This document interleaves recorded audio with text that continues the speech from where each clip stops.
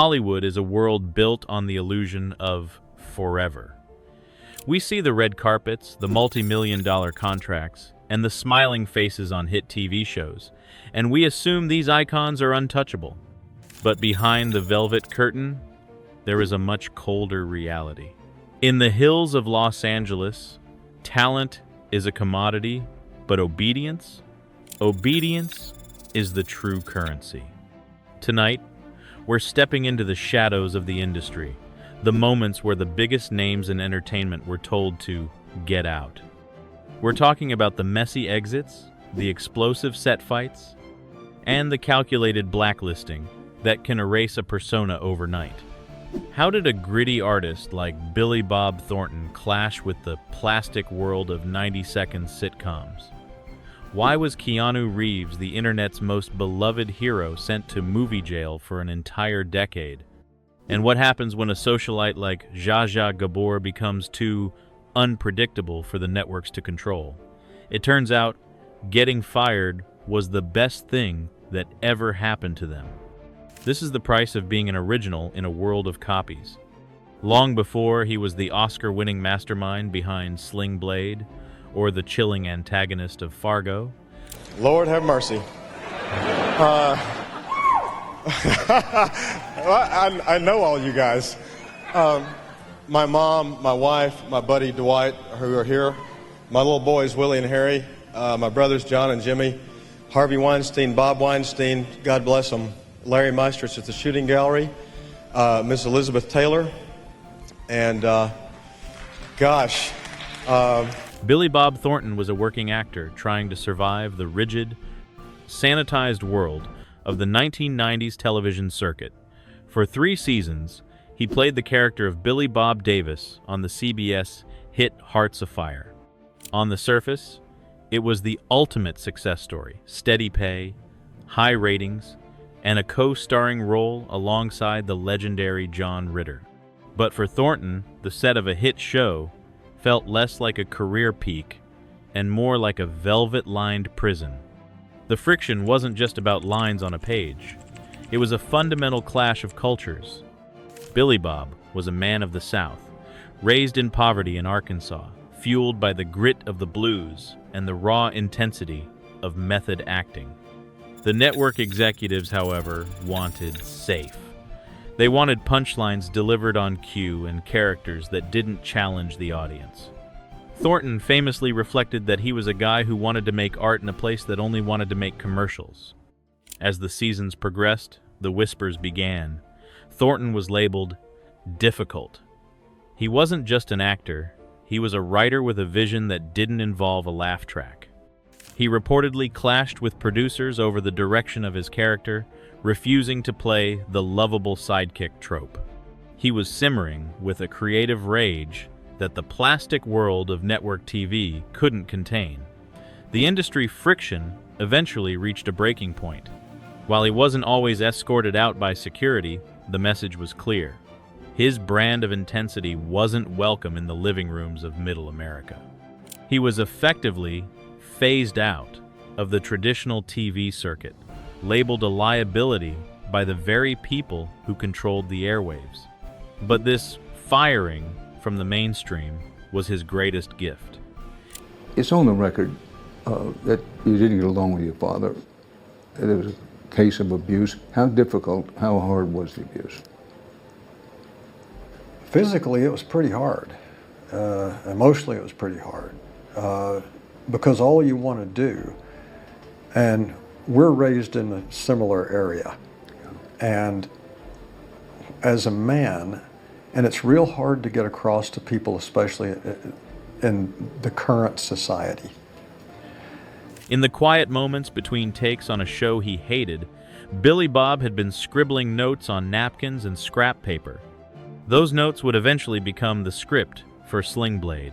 By being rejected by the hit TV machine, he was forced to create his own world, one that would eventually win him an Academy Award and prove that Hollywood's difficult actors are often just the ones who refuse to settle for mediocrity. In 1994, Keanu Reeves was the undisputed king of the summer blockbuster. His film Speed had defied all expectations, turning a $30 million budget into a $350 million global phenomenon.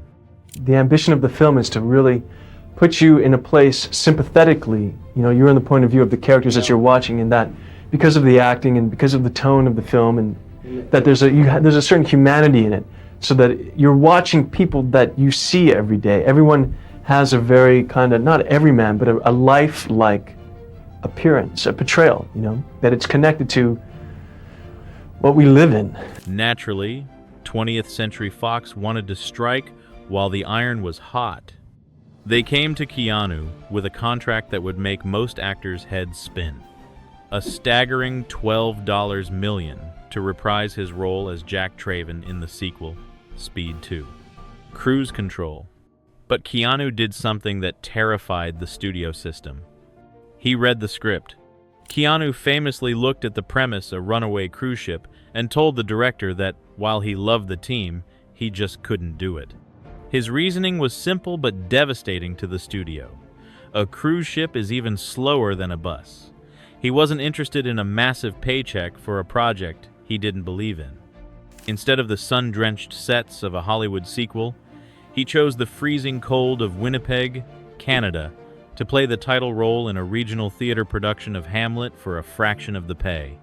To the suits at Fox, this wasn't just a scheduling conflict. It was an act of war. You didn't turn down the studio's biggest franchise to do Shakespeare in the Great White North. The retaliation was swift and absolute. Keanu was effectively blacklisted by 20th Century Fox. He was sent to movie jail, an industry term for when a studio refuses to hire a star regardless of their talent or popularity. This jail sentence lasted for a decade. Between the mid-90 seconds and 2008, one of the biggest studios in the world acted as if Keanu Reeves didn't exist. But while Fox was busy freezing him out, Keanu was busy redefining cinema at other studios. He went to Warner Brothers and gave them The Matrix, a film that changed the world forever. Meanwhile,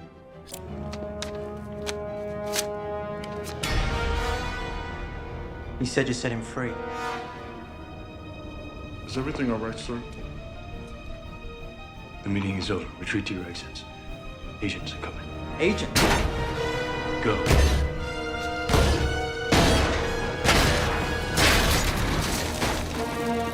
Speed 2, the film Fox tried to force him into, became one of the most legendary flops in history, winning Razzies and being eviscerated by critics. Keanu would eventually break out of his Fox prison in 2008 for the remake of The Day the Earth Stood Still, but the message had already been sent. He proved that you can't blacklist integrity. He didn't need the studio's permission to be a legend. He just needed to be himself. If Billy Bob Thornton was too gritty for the industry and Keanu Reeves was too principled, Zsa Zsa Gabor was something else entirely. She was too unpredictable. While her sister Eva found steady success on the hit show Green Acres, Zsa Zsa's career was defined by a persona so massive it eventually eclipsed the very projects she was hired for. By the late 80 seconds, Zsa Zsa wasn't just an actress, she was a one-woman headline machine. But in June of 1989, that machine finally threw a gear that the industry couldn't ignore. It started with a simple traffic stop. Officer Paul Kramer pulled over Gabor's white Rolls-Royce for expired tags. What should have been a routine ticket devolved into a theatrical explosion. Officer. Officer Kramer, as gently as you can, please take Miss Gabor's right hand and place it on your face where she struck you. No question, she was arrested and handcuffed like this. Gabor, indignant at being treated like a common citizen, didn't just argue. She allegedly sped off, and when caught again, she delivered a slap to the officer's face that would dominate the news cycle for years. The ensuing trial was a media circus that made hit TV shows look like amateur theater. Gabor used the witness stand as a stage, making quips about her 9 husbands and complaining that the jail cells didn't have enough room for her wardrobe. But while the public was entertained, the industry was horrified. traditional networks and talk shows began to see her as a liability.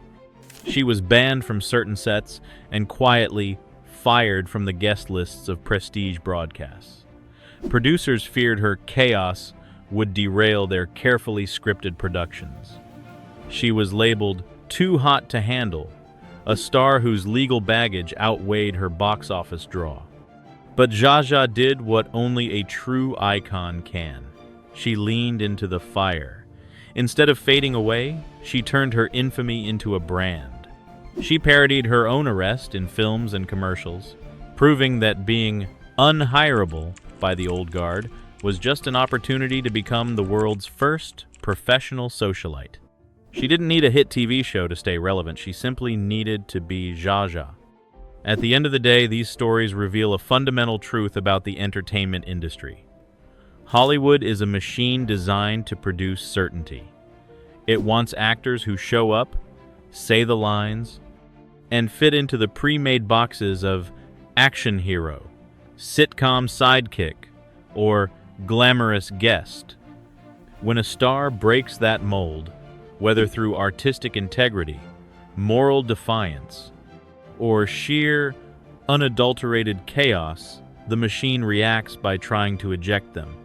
But as we've seen, being fired or blacklisted isn't always a death sentence for a career. For Billy Bob Thornton, it was the friction of the sitcom world that forced him to sharpen his own pen and write a masterpiece. For Keanu Reeves, movie jail became a badge of honor, proving that his soul wasn't for sale at any price. And for Zsa Zsa Gabor, being too difficult for the networks simply meant she was too big for the screen. These legends remind us that while the industry can take away a paycheck, it can't take away a legacy. In fact, it is often the very friction they faced, the refusal to comply, that made them icons in the first place. They didn't just survive being fired, they thrived because of it. So, I have to ask you, if you were in Keanu's shoes, would you have taken the $12 million and played the game? Or would you have headed to the freezing cold of Canada to chase your truth? Let me know in the comments below. And if you enjoyed this deep dive into the darker corners of Hollywood history, make sure to hit that subscribe button and turn on notifications. We've got plenty more stories about the rebels, the outcasts, and the icons who refuse to play by the rules. Thanks for watching.